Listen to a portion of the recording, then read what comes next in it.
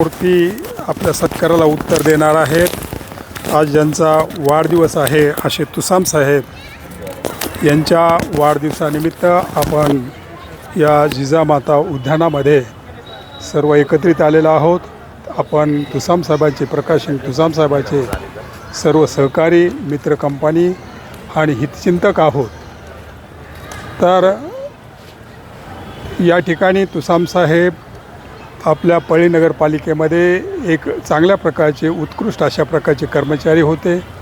ते गेल्या 2 वर्षापूर्वी सेवानिवृत्त झालेले आहेत आणि सेवानिवृत्त होऊन देखील त्यांनी या ठिकाणी सामाजिक जे कार्य आहे, धार्मिक कार्य आहे, या कार्याला त्यांनी झोकून दिलेलं आहे। त्यांनी इतर समाजाचे असून देखील या ठिकाणी बौद्ध धम्म त्यांनी स्वीकारलेला आहे आणि केवळ हा बौद्ध धम्म स्वीकारलाच नाही तर प्रत्यक्षात आत्मसात केलेला आहे। आपल्या कुटुंबाला त्यांनी या बौद्ध धम्माच्या सर्वच जे काही चालीरीती आहेत या त्यांनी जे काही त्याचं अनुकरण आहे हे त्यांनी त्यांच्या कुटुंबाला दिलेलं आहे। स्वतःच्या घरामध्ये त्यांनी बौद्ध विहार देखील स्थापन केलेलं आहे। एवढंच नव्हे तर स्वतःच्या घरामध्ये त्या ठिकाणी वाचनालय देखील त्यांनी स्थापन केलेलं आहे।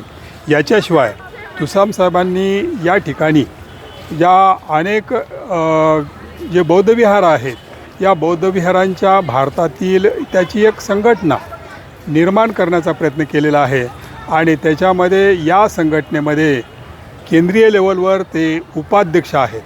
केंद्रीय लेवलवर बौद्ध विहार कमिटीवर ते उपाध्यक्ष आहेत।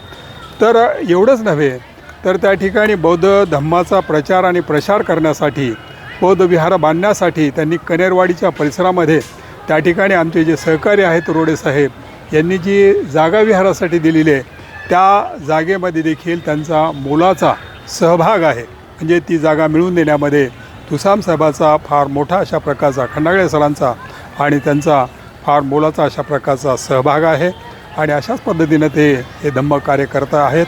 दर रविवारी ते स्वतःच्या विहारामध्ये म्हणजे घरी त्या ठिकाणी बौद्धवंदना घेतात। याशिवाय त्या ठिकाणी सर्व कुटुंब त्याच्यामध्ये सहभागी असतं। अनेक मान्यवरांना त्या ठिकाणी पाचारण केलं जातं। धम्मगुरूंना देखील त्या ठिकाणी पाचारण केलं जातं आणि या पाचारण करून त्या ठिकाणी धम्म प्रसार करण्याचा प्रयत्न या ठिकाणी दर रविवारी त्या ठिकाणी वंदना घेतली जाते आणि वंदना घेऊन देखील त्या ठिकाणी या मान्यवरांचं मार्गदर्शन केलं जातं। त्या ठिकाणी मान्यवर मार्गदर्शन करतात। अशा पद्धतीनं बौद्ध धम्म चळवळ वाढवण्याचा प्रयत्न त्या ठिकाणी ते करत आहेत। याचाच एक भाग म्हणून ते गेल्या 15 दिवसाखाली थायलंडला जाऊन आले आणि थायलंडला जाऊन आहेत त्या ठिकाणी जे काही बौद्ध धम्माचा जो प्रचार प्रसार आहे हे त्यांनी प्रत्यक्षात त्या ठिकाणी पाहायला अनुभवला आणि त्या ठिकाणी अतिशय ते प्रभावित झाले।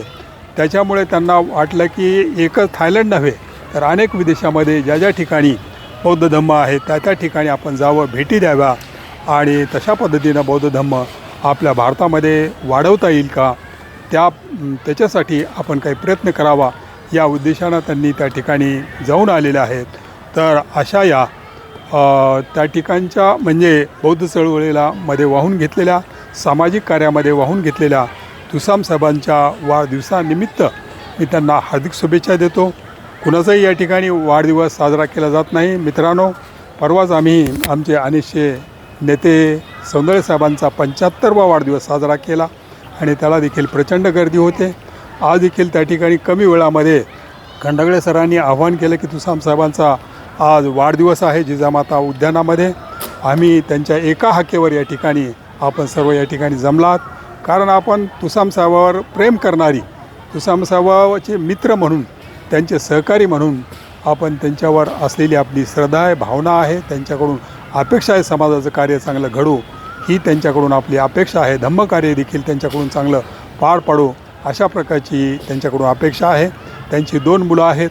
कुटुंबामध्ये त्यांची त्या ठिकाणी एक मुलगा नगरपालिकेमध्ये आहे, दुसरा देखील शैक्षणिक कार्यामध्ये म्हणजे सक्रिय आहे।